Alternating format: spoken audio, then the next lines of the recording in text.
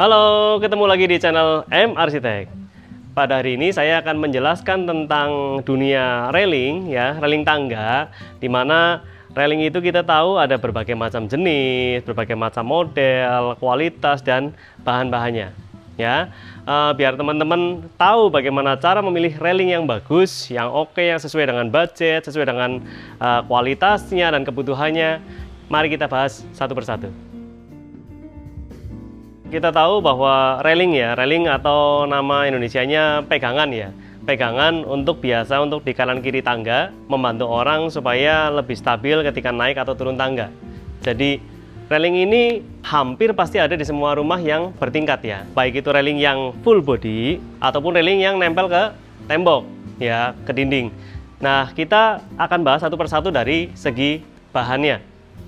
Yang pertama, kita tahu bahwa yang paling model lama, yang paling dulu banyak orang pakai adalah railing kayu. Karena dulu kayu itu masih murah, masih melimpah dan sangat banyak.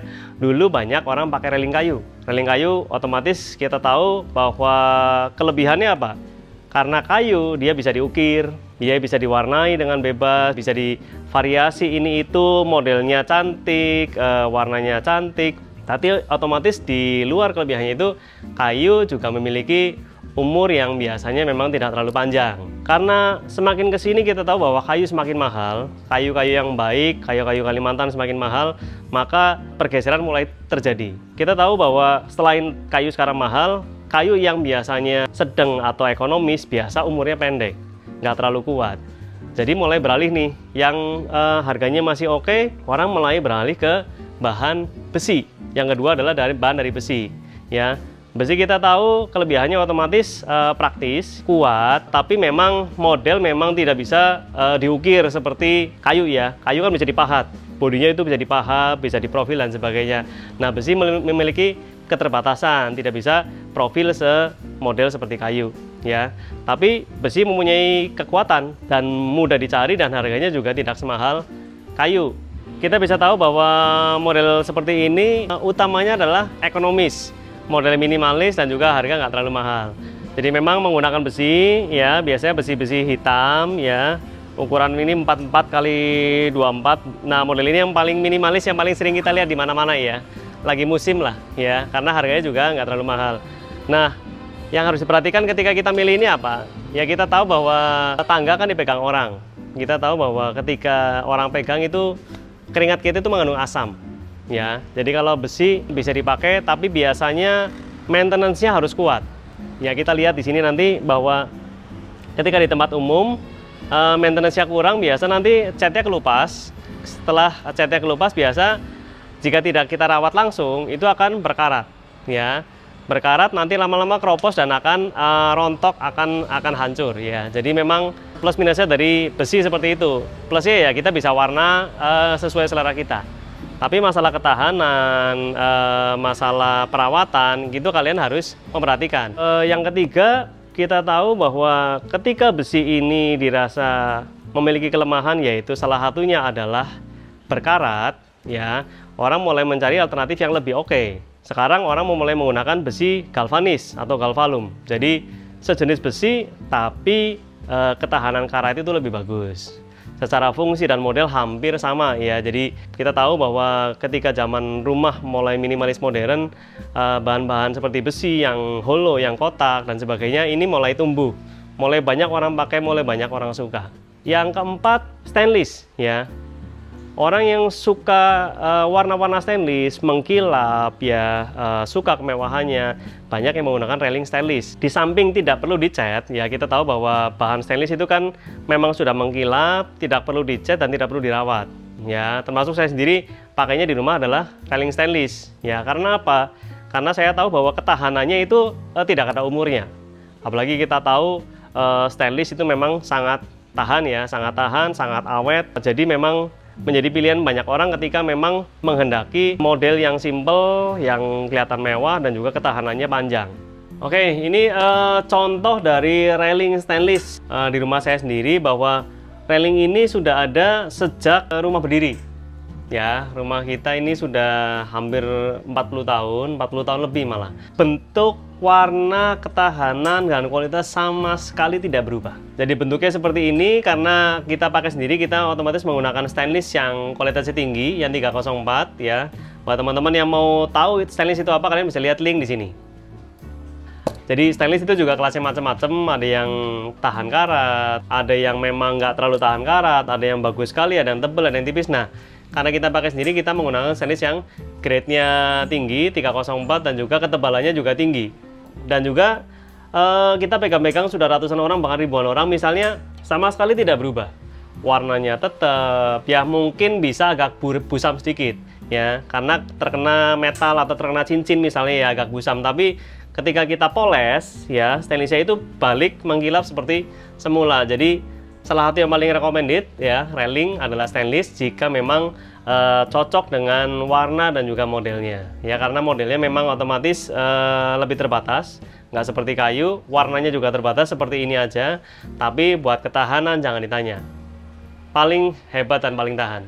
Yang kelima, kita tahu bahwa sering kita lihat ya, karena zaman semakin modern, semakin advance ya, railing-railing yang model seperti ini mulai dirasa membosankan ya. Orang mulai beralih ke railing stainless kaca biasanya, atau hampir full kaca saja biasanya.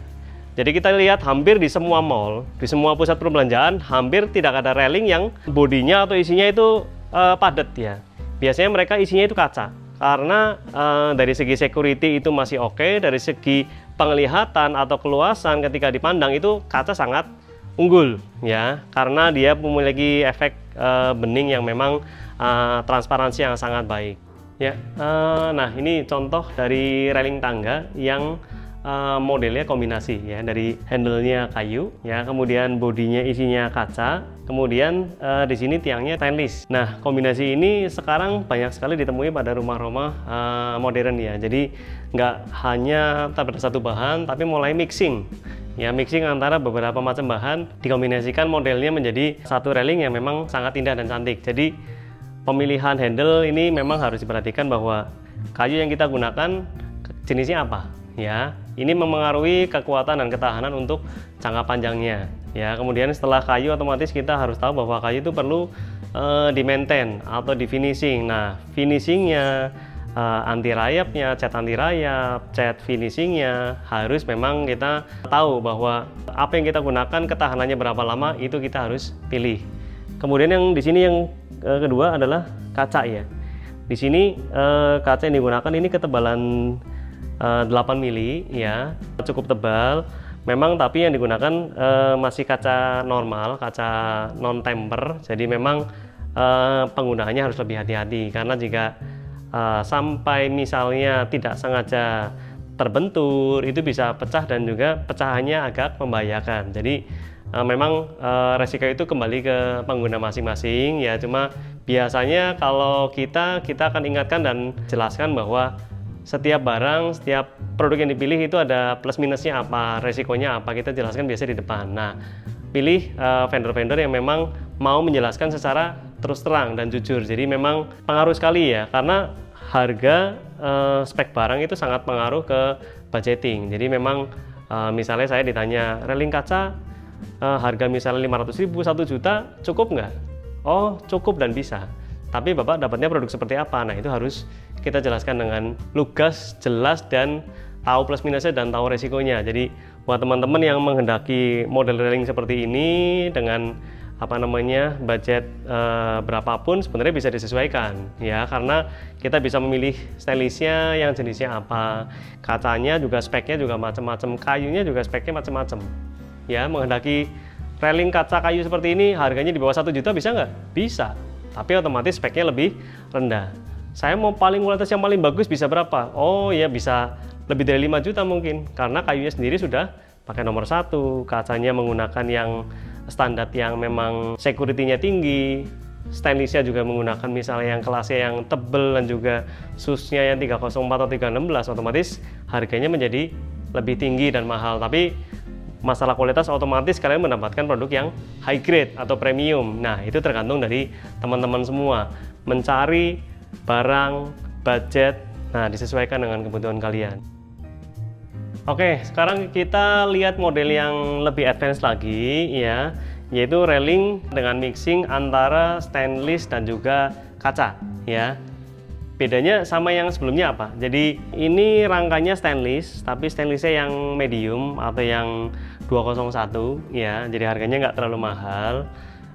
Dimana kelemahannya otomatis yaitu maintenance-nya. Kalau 201 itu agak bisa berkarat, ada titik-titik di mana stainless itu mulai berkarat sehingga perlu pemolesan ya. Tapi kenapa pakai 201? Yaitu karena faktor harga tadi ya. Jadi budget itu sangat memengaruhi barang yang akan kita hasilkan ya.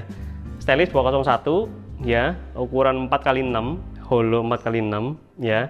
Dimana model ini merupakan model frameless. Jadi sebenarnya railing ini, handle-nya ini malah numpang di kaca ya. Kalau kalian bisa lihat bahwa tiangnya atau bodinya itu full dari kaca, sehingga dengan model seperti ini, dengan model frameless seperti ini, letak kekuatan utama adalah pada kaca.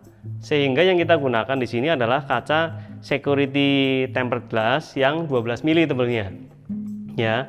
Untuk model seperti ini yang memang frameless seperti ini memang rekomendasi minimalnya 12 mili. Karena semua beban itu yang nahan itu bukan rangka lagi, bukan stainless lagi, tapi kaca. Jadi malah rangkanya numpang ke kaca ya, bisa sekalian lihat di sini ya. Rangkanya itu numpangnya ke kaca. Dan yang nahan kaca ini memang langsung ke struktur dari tangga. Jadi memang yang menghendaki model seperti ini dari awal kita harus jeli dan persiapkan bahwa karena kekuatan railing ini terletak pada danabol dari kaca ke beton, jadi sangat tidak rekomendasi buat rumah yang memang tidak prepare. Misalnya struktur tangganya campuran pasirnya terlalu banyak. Karena kita pernah di satu project milih model seperti ini, tapi ternyata kontraktornya membuat struktur tangganya itu campuran pasirnya terlalu banyak. Jadi temboknya nggak terlalu keras, sehingga ketika kita pasang danabol aja yang 10 cm ya, itu masih goyang ya. Digoyang-goyang sedikit, lama-lama kendor, jadinya kita sangat ekstra sekali ya, sehingga harus pakai kimia pembantu supaya mur itu bisa melekat sempurna pada beton. Jadi buat teman-teman yang kepengen model yang advance seperti ini harus prepare betonnya, struktur tangganya, atau misalnya buat railing di balkon dan sebagainya, itu strukturnya atau cocorannya benar-benar harus dipilih yang memang keras ya, K250 atau K300 yang memang full. Jadi memang nanti kekuatannya akan bagus. Nah ini contoh tadi. Memang kelebihannya apa dari model ini? Karena frameless, satu pasti terlihat mewah ya, mewah dan juga luas. Jadi bersih, mewah, luas, terlihat rumah akan terlihat lapang, sangat bersih dan minimalis. Jadi buat teman-teman yang suka model-model seperti ini bisa ya nanti memilih spek yang sesuai dengan budget ya. Karena ya rekomendasi pasti untuk model seperti ini kita harus kaca safety ya. Bisa nggak kaca biasa Kak? Bisa, tapi resiko otomatis ada di kalian sendiri yang pakai. Kalau kita misalnya sampai ibaratnya sampai pecah ya, bayangin aja kaca sebesar ini, kalau kita lantai 2 ada kaca pecah di lantai 2, jatuh ke lantai 1, kalau nggak ada orang, kalau ada orang akan jadi apa? Nah resikonya harus kita tahu. Jadi ketika kita milih model railing yang menggunakan bahan-bahan kaca, kita harus pahami bahwa ketika kaca itu kaca biasa, resikonya apa ya. Ketika saya nggak mau resiko itu buat keluarga saya, harus memilih kaca apa, itu kalian harus tahu. Tempered dan juga laminate ya, itu yang bisa membuat pekerjaan kita atau railing itu akan lebih aman dan juga safety. Jadi memang pemilihan model, budgeting, dan spek itu benar-benar kalian harus jeli ya. Karena jika salah memilih, resiko yang ada, misalnya Kak, kan kalau nggak ada apa-apa kan aman. Betul aman kalau nggak ada apa-apa. Tapi kalau terjadi resiko, misalnya kebentur benda keras, misalnya gempa, lalu ininya pecah ya, resikonya siapa yang mau nanggung? Nah itu kalian harus betul-betul perhatikan. Oke, itu tadi beberapa contoh real barang yang ada di lapangan yang sering orang pakai dan sering kalian jumpai. Tapi di luar model-model itu ada nggak sih? Sangat banyak ya. Model sangat-sangat banyak, bahkan seiring berjalannya dengan waktu ya, kombinasi antar bahan itu sangat-sangat tidak terbatas. Jadi tergantung kreativitas kita. Kreativitas tidak terbatas, bahan-bahan sangat banyak pilihannya. Apapun yang kalian butuhkan, apapun yang kalian inginkan, pastikan tahu budgetnya di mana, tahu bahan yang akan dipakai bagaimana, tahu kelemahan dan kelebihan dari tiap-tiap bahan apa, tahu setiap model yang kita pilih perawatannya bagaimana. Ya, kadang yang orang sering nggak perhatikan adalah maintenance ya. Bisa belinya, nggak bisa rawatnya, atau perawatannya malas, waduh harus ngecat ternyata ya, manggil tukang lagi, repot. Nah, itu kalian harus perhatikan, karena setiap barang yang kita gunakan, itu ada masa pakainya, ada cara merawatnya, ada kekuatannya, ada jangka umurnya, jangka panjangnya. Nah, apapun pilihannya kalian, pastikan kalian tahu ketika kalian memilih itu plus dan minusnya apa. Sehingga kita bisa menggunakan barang yang kita pakai, yang kita pilih itu dengan puas, dengan sukacita, ya, dengan waktu yang panjang, waktu pakai yang sesuai dengan budget yang kita keluarkan, ya. Jadi itu mungkin yang tips dan trik yang saya mau sharingkan kepada teman-teman semua. Semoga bisa membantu dan bermanfaat buat teman-teman semua. Jangan lupa jika kalian suka video ini, jangan lupa subscribe, like, dan komen. Sampai jumpa di video berikutnya. Ciao.